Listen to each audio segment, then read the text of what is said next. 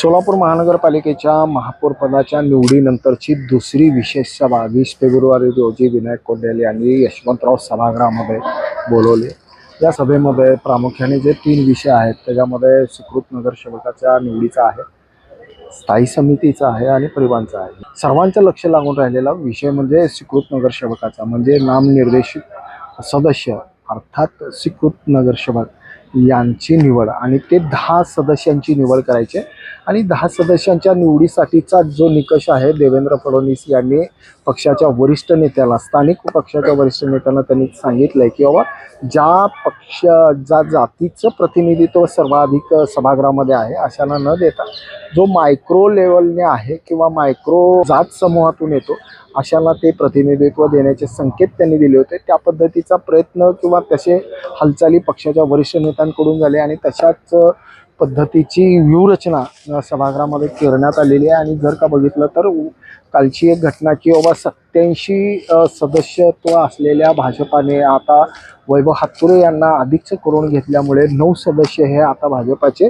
येणार हे नक्की आता निश्चितच झालेलं आहे। आणि त्याच्यामध्ये जे काही स्वीकृत सदस्यांच्या नावाची यादी आहे ती जवळपास आज ज्या वेळेस मी आपल्याशी बोलतोय त्या 5:30 वाजता आहेत, 5:30 वाजेपर्यंत अद्याप कुठलीही हालचाल किंवा संभाव्य नावाची यादी अद्याप बाहेर आली नाही किंवा चर्चाही नाही आहे। याचं मूळ कारण म्हणजे मुंबईमध्ये फ्रान्सचे राष्ट्राध्यक्ष हे आलेले आहेत आणि त्यांच्या भेटीसाठी किंवा त्यांच्या बरोबर चर्चा करण्यासाठी देशाचे पंतप्रधान नरेंद्र मोदी देखील मुंबईमध्ये आहेत। त्याबरोबर 2 राष्ट्राचे प्रतिनिधी किंवा 2 राष्ट्राचे प्रमुख हे मुंबईमध्ये असल्यामुळे साहजिकच देवेंद्र फडणवीस हे मुख्यमंत्री या नात्याने ते तिथे उपस्थित आहेत। त्याच्यामुळे प्रदेश कार्यकारिणी किंवा स्थानिक सोलापूर शहर भाजपाच्या कार्यकारिणीकडून जी काही संभाव्य नावाची यादी आहे ती फडणवीस यांच्याकडे पाठवण्यात आलेली आहे। पण यादीवर अंतिम निर्णय घेण्याचा अधिकार जो आहे तो फडणवीसांचा आहे आणि 20 लोकांची यादी आहे आणि त्याच्यावर अद्याप कुठलीही चर्चा किंवा अंतिम यादीवर निर्णय झालेला नाही। साहजिकच आहे पंतप्रधान जोपर्यंत मुंबईमध्ये आहेत तोपर्यंत त्याच्यावर निर्णय होणार नाही, पण रात्री उशिरापर्यंत कदाचित हा निर्णय येण्याची शक्यता दाट वर्तवली जाते।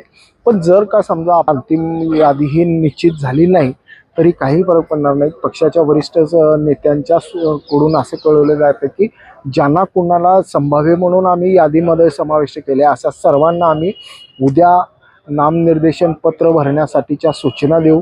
आयुक्तांकडे ते अर्ज दाखल केले जातील, अर्ज घेतल्यानंतर त्या अर्जाची छाननी केली जाईल आणि त्याच्यावर आयुक्तांचा शेरा मारला जाईल की तो पात्र आहे म्हणून। ह्या अशा शेरा मारलेल्या सगळ्या या अर्जाची एक गट्टा करून ते नगरसचिव कार्यालयाकडे देतील। पण 20 तारखेला मात्र मुख्यमंत्री देवेंद्र फडणवीस यांच्याकडूनची अंतिम यादी ही शहर कार्यकारिणीच्या किंवा पदाधिकाऱ्यांना किंवा शहराध्यक्षांना ती मिळेल, प्राप्त होईल। तोपर्यंत ते अंतिम यादी पण होईल।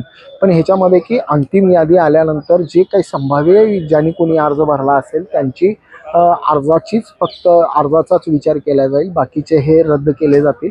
त्याच्यामध्ये काढून घेण्याचा किंवा आणखी काय वेगळ्या पद्धतीचा की जसं महानगरपालिकेच्या निवडणुकीमध्ये जी प्रक्रिया राबवली जाते तशी कुठलीही नाही, बाद केला जातो आणि तो बाजूला ठेवला जातो इतकंच, की विशेष असं काही नाही आहे। पण मागच्या जर का पंचवार्षिकच्या अगोदर जर का आपण विचार केला तर ह्याच्यामधलं एक वैशिष्ट्य की नावाची घोषणा अगोदर व्हायची आणि नंतर कागदपत्राची पूर्तता केली जायची। पण नव्या नियमाप्रमाणे यंदा तसं होणार नाही।